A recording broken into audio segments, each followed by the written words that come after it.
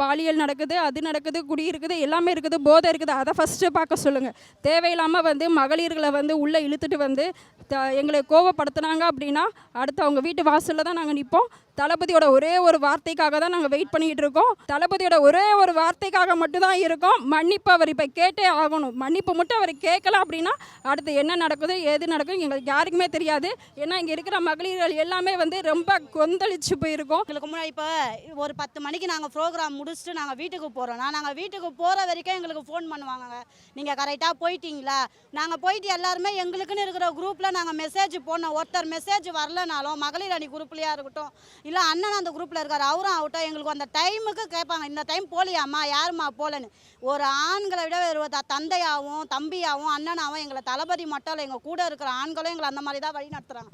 அதனால் தப்பாக பற்றி என்றைக்குமே தாவேகா பெண்களை பற்றி யாருமே பேசக்கூடாது. உங்கள் வீட்லேயும் பொண்ணுங்க இருக்காங்க, உங்கள் வீட்லேயும் எல்லாரும் இருக்காங்க, சரிங்களா? அனாவசியமாக தாவேகா பெண்களை பற்றி பேசுனீங்கன்னா அடுத்த போராட்டம் உங்கள் வீட்டு வாசலில் தான் இருக்கும். நீங்கள் கேட்குற மன்னிப்பு பகிரங்கமாக இருக்கணும். எப்படி நீங்கள் எங்களை பகிரங்கமாக பேசுனீங்களோ அதேமாரி நீங்கள் கேட்குற மன்னிப்போ எங்களுக்கு சட்டப்பூர்வமாகவும் சரி, காவல்துறை நீதித்துறையோ நாங்கள் கம்ப்ளைண்ட் கொடுத்துருக்கோம். இருந்தும் அவர் கேட்குற மன்னிப்பு எங்கள் ஒட்டுமொத்த தமிழகத்துக்குமே அவர் கேட்குற மன்னிப்பு மிகப்பெரிய மன்னிப்பாக இருக்கணும்னு நான் கேட்டுக்கிறேன்.